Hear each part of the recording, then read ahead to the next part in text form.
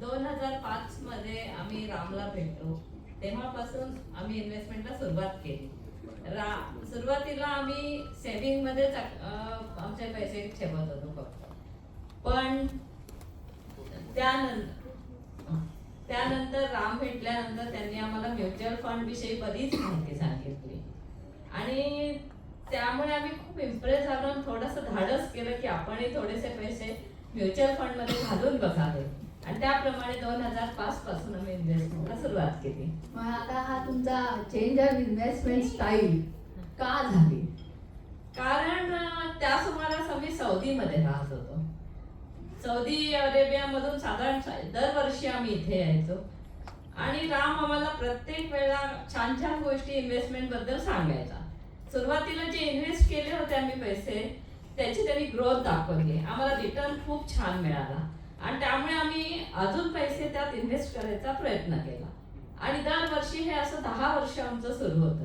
एकदा पैसे दिले की आम्ही रामला काहीही विचारायचो नाही कारण आम्हाला त्यातलं खरंच काही माहिती नव्हतं. पण हे बघत होतो की त्यात ग्रोथ होते, आपला फायदा होतोय म्हणून आम्ही मग ती इन्व्हेस्टमेंट सुरू केली. मग आता तुमची त्यामध्ये त्यांनी आम्हाला एक पेन्शन प्लॅन सांगितला आणि त्या पेन्शन प्लॅनला आम्ही फार इम्प्रेस झालो कारण आजही आम्हाला दर महिन्याला नोकरीसारखे पैसे आमच्या बँक अकाउंटला येतात. त्याचं असतं तर पहिल्याच वर्षी त्यांनी आम्हाला दिला. मग आता तुमची उद्दिष्ट काय होती? तुम्ही आमचं उद्दिष्ट म्हणजे स्वतःचं घर असावं, मुलांना चांगलं शिक्षण मिळावं आणि आपलं रिटायरमेंट लाईफ हॅपीली आम्ही जगू शकावं, फायनान्शियली सेल्फ इंडिपेंडंट असावं एवढंच आमचं उद्दिष्ट होतं. ती पूर्ण झाली? ती पूर्ण झाली. आम्ही दोन्ही मुलांना विदेशामध्ये शिकवलं आणि एकाही पैशाचं लोन आम्हाला घ्यावं लागलं नाही त्यासाठी.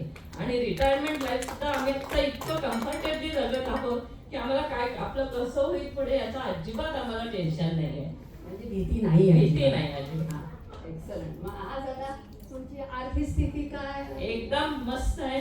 आम्ही मस्त आता रिटायरमेंट लाईफ जगतोय, खूप फिरतो, देश विदेशात फिरतो, भारतात फिरतो आणि आम्हाला पाहिजे ते मनात ज्या आमच्या इच्छा होत्या त्या पूर्ण करतोय. क्या बात आहे. याबद्दल जरा शैलेंद्रला विचारायचंय. शैलेंद्र, तुम्ही किती फिरला तो गेल्या 2 वर्षात? जवळजवळ 90,000 एअर माइल्स झालेले आहेत. आणि आता ते वीणावरचे ब्रँड अँबॅसेडर आहेत. काही विचारायचं असेल त्याबद्दल ऑफिशियली नाही. थँक्यू राम, तुम्ही आम्हाला छान गाईड केल्याबद्दल. आम्ही गमतीने रामला हेच म्हटलं, कोणी आम्हाला विचारलं की तुम्ही तुमचे पैसे कसे इन्व्हेस्ट केले तर आम्ही सगळ्यांना सांगतो आम्ही जे इन्व्हेस्टमेंट केले त्याचं नाव आहे राम भरोसे इन्व्हेस्टमेंट. थँक्यू. याच्यामध्ये म्हणजे मी फक्त नावाला आहे पण मेन इम्पॉर्टंट काय डिसिप्लिन आणि कन्सिस्टन्सी आणि परसिस्टन्सी. की एकदा इन्व्हेस्ट केले की ते बघायचं नाही, गरज नाही तोपर्यंत. जर तसे असतील तर पैसे बघणार आहे. म्हणजे तर मी असतो नसतो तरी काही नाही, पण जर त्यांच्या डोक्यात आलं असतं की मला पैसे विड्रॉ करायचे तर तेवढे बनलेच नसते. त्यामुळे सगळं क्रेडिट ऍक्च्युअल त्यांचं आहे, मी फक्त नावाला एक सपोर्ट होतो. पण तुम्ही गाईड होतात ना, गाईड करायला कोणी पाहिजे ना. नमस्कार, मी शीला देशपांडे. माझं स्लाइड चेंज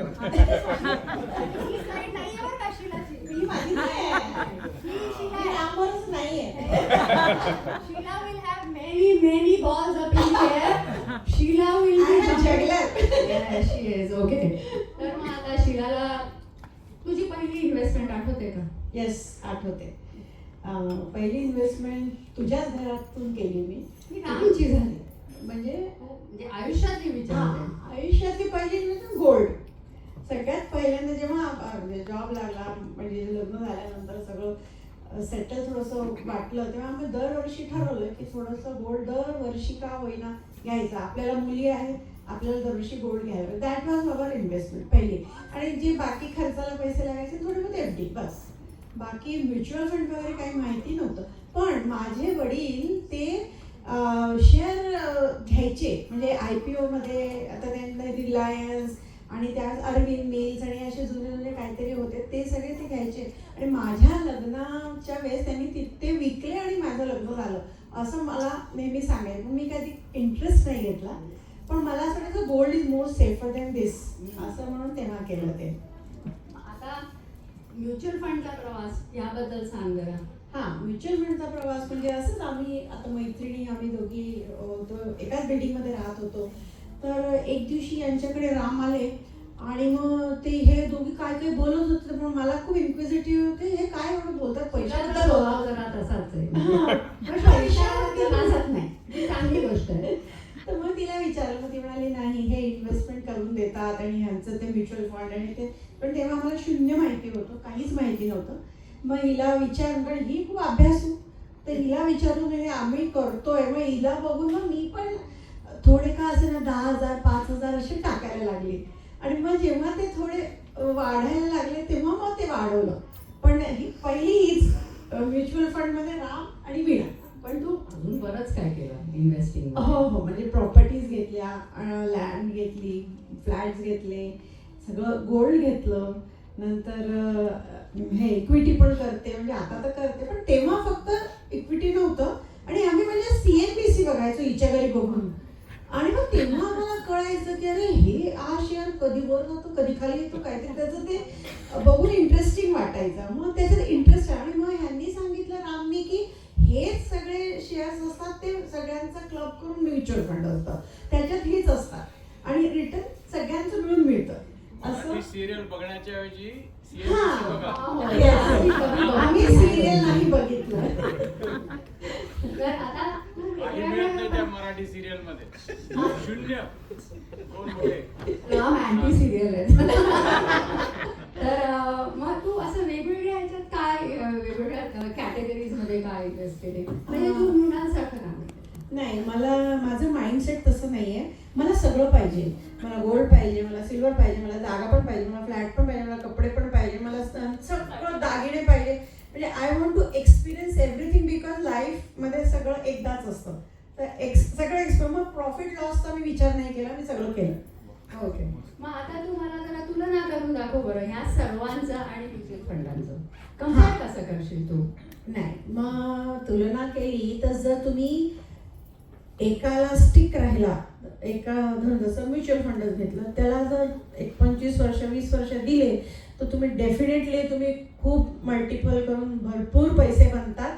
मध्ये मध्ये काढत गेलो तर आपली इन्व्हेस्टमेंट कमी होते आणि त्याची जी ग्रोथ असते ती थांबते. म्हणजे तुम्ही 10 रुपये काढले तर मग ते 10 कमी झाले, पण तेच 10 अजून टाकले तर ते अजून मल्टिप्लाय होतात आणि तुमचे वाढतात ते.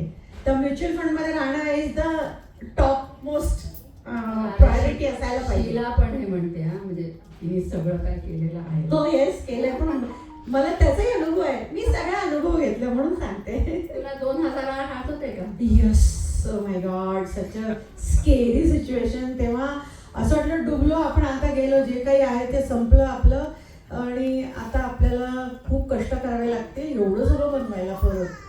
पण नंतर मग तेव्हा मी पैसे काढले सुद्धा, म्हणजे घाबरून. असं नाही आहे की मी नाही काढले, 100% नाही काढले, पण काहीतरी आपल्याला एक 2-4 वर्ष कुठेतरी सस्टेनेबिलिटी पाहिजे म्हणून ते काढले होते.